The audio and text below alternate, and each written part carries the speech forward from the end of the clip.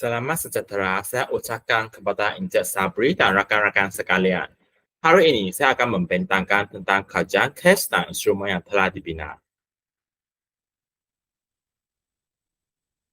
Instrumen yang telah dibina adalah tentang kemahiran pra-menulis. Kemahiran pra-menulis merupakan sesuatu kemahiran yang terlibat dalam pembelajaran akademik ataupun dipanggil sebagai kemahiran pra-tulisan. Ini termasuklah kemahiran sensori motor yang menyumbang kepada kanak-kanak untuk memegang pensel dan menggunakannya. Dan kemahiran pra-menulis ini akan mempengaruhi keupayaan murid-murid atau kanak-kanak untuk melukis, menulis, dan mewarna. Kemahiran pra-menulis sangat penting untuk kanak-kanak kerana kemahiran ini boleh mengembangkan kebolehan mereka dalam memegang pensel dan menggerakkan pensel dengan lancar dan berkesan. Dan kemahiran pra-menulis akan membolehkan mereka untuk menulis tulisan yang boleh dibaca dan kemas. Apabila kemahiran pra-menulis tidak dikembangkan dengan baik, akan menyebabkan kekecewaan dalam kalangan kanak-kanak. Contohnya, kemahiran pra-menulis terdapat kemahiran motor halus, kemahiran motor kasar, dan kemahiran koordinasi mata tangan. Kemahiran motor halus merupakan elemen yang sangat penting dalam perkembangan kognitif murid masalah pembelajaran. Ia merupakan kemampuan atau kemahiran penggunaan sensori motor yang melibatkan koordinasi gerakan motor yang kecil seperti jari kita. Sekiranya penguasaan kemahiran motor halus yang lemah akan menyebabkan murid menulis dan susah.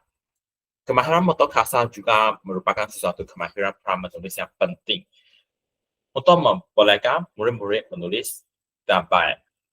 Contohnya, kemahiran motor kasar ini ialah suatu kemahiran yang memerlukan pergerakan seluruh badan dan melibatkan otot besar seperti tangan dan bahu untuk melakukan aktiviti seharian. Ia juga boleh merangkumi kemahiran koordinasi tangan mata dan kemahiran motor kasar memainkan peranan yang penting dalam aktiviti seharian. Contohnya, kemahiran ini boleh membolehkan kanak-kanak untuk mengekalkan postur mereka yang betul untuk membuat kerja di atas meja seperti menulis, melukis, dan mewarna. Dan kemahiran yang ketiga adalah kemahiran koordinasi mata tangan. Koordinasi mata tangan ini merupakan sesuatu elemen yang diuji dalam instrumen tersebut. Contohnya, koordinasi mata tangan ialah sesuatu proses di mana mata bekerja sama dengan tangan kita untuk melakukan sesuatu aktiviti dan baik pada masa yang sama.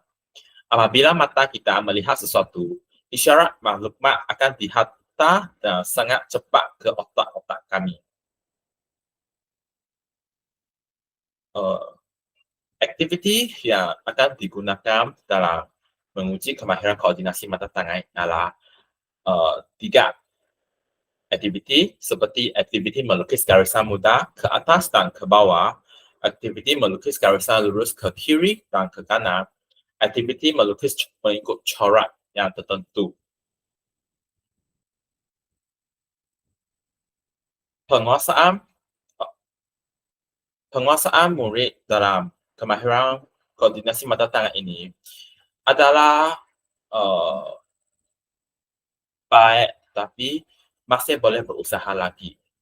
Hal ini demikian kerana murid dapat menguasai kemahiran untuk melukis garisan dengan lurus. Tetapi dia tidak dapat melukis garisan mengikut corak dan licin. Mereka merupakan hasil kerja dia. Di sini, murid menggunakan garisan lurus untuk melukis. Dan seterusnya,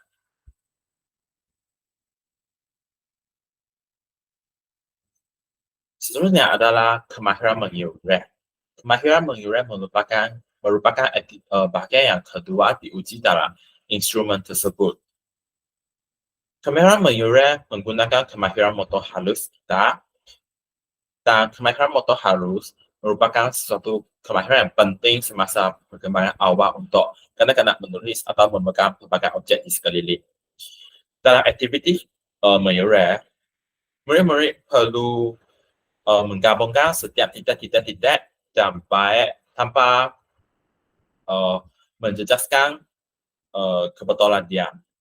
Jadi, aktiviti yang akan digunakan dalam bahagian ini adalah aktiviti mengurai huruf besar dan aktiviti mengurai huruf kecil. Melalui hasil kerja murid-murid, mendapati bahawa murid kemahiran mengurai untuk murid ini adalah dalam tahap yang sederhana.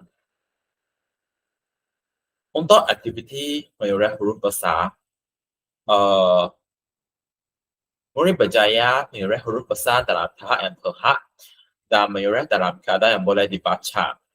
Kebanyakan huruf besar dapat dibaca dengan baik. Manakala aktiviti mengurai huruf kecil di sini terdapat 10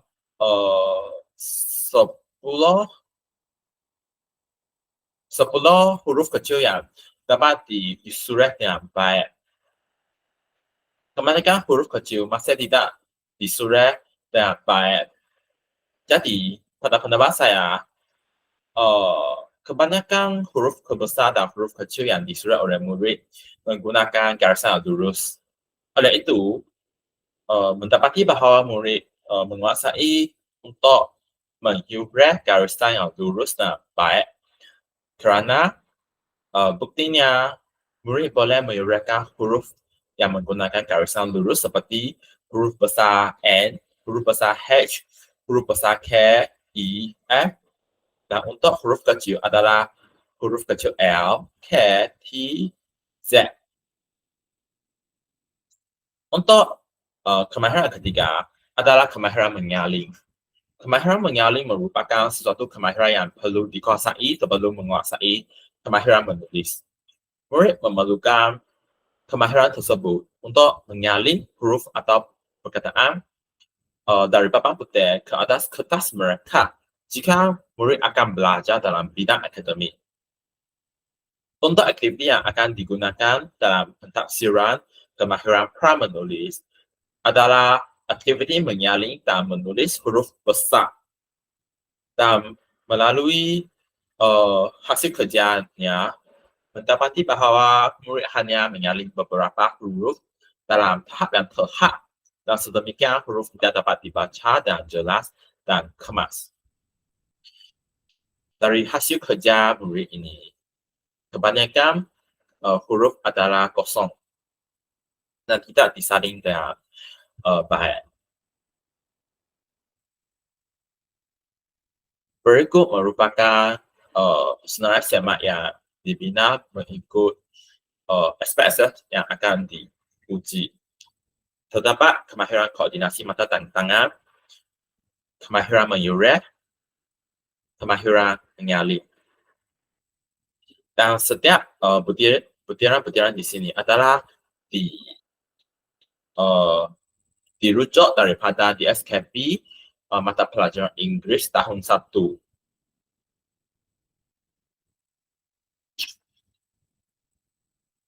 Untuk setiap kemahiran, terdapat aspek-aspek yang akan diberi tahap prestasi dan akan ada standard sendiri. Contohnya, untuk kemahiran menyurat, aktiviti mengurai huruf kecil, ada dua aspek yang akan diberi standar prestasi, yaitu adakah murid dapat mengurai huruf dalam tahap yang terhad dan adakah murid dapat mengurai huruf dalam keadaan yang boleh dibaca dan kemas. Kedua-dua ini akan diberi tahap prestasi mengikut bilangan huruf yang telah disurat oleh murid tersebut. Akhir kata, instrumen ini membantu dalam mengenal pasti bahwa adakah murid tersebut sudah bersedia untuk menulis tak. Dan seterusnya saya akan memberi kepada sesi soal jawab.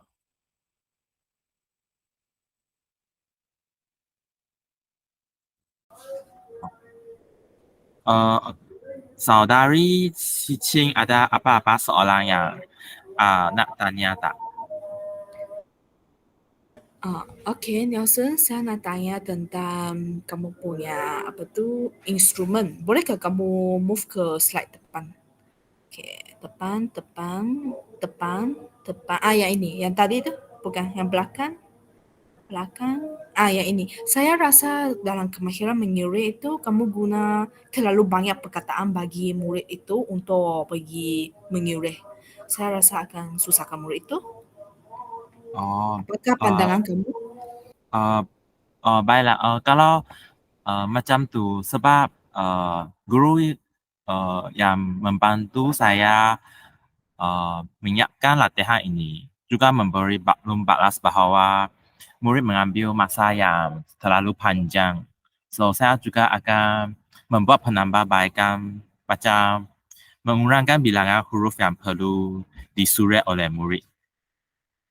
Mungkin mengurangkan ke bilangan 15 lebih mudah ditaksirkan. Boleh. Hmm. Saya rasa mungkin kamu boleh hanya suruh dia untuk 10 macam tu je bagi huruf besar dan huruf kecil. Boleh. Ya. 15 pun. Faham. Okay. Ada Lepas soalan? Tu, ada. Saya ada soalan lagi. Lepas tu kamu pergi belakang lagi. Ini adalah senarai semak kamu kan? Ya. Saya nak tanya, kamu tak ada letak maklumat peribadi murid kat sini ke? Sepatutnya saya ada buat dalam itu. Saya ada letak maklumat murid dalam set instrumen tersebut. Tetapi untuk pembintangan ini saya tidak ada letak ke dalam sini.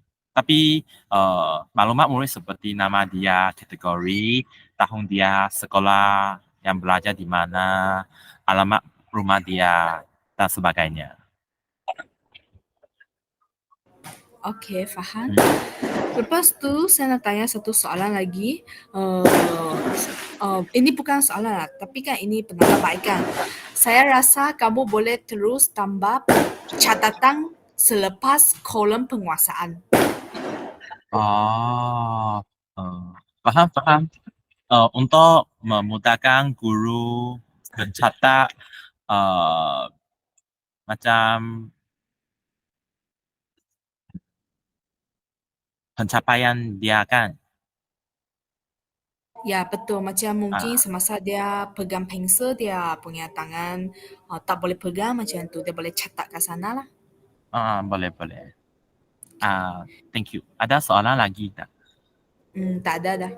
Itu saja. Okay, thank you. Okay, itu pembintangan daripada saya. Sekian, terima kasih.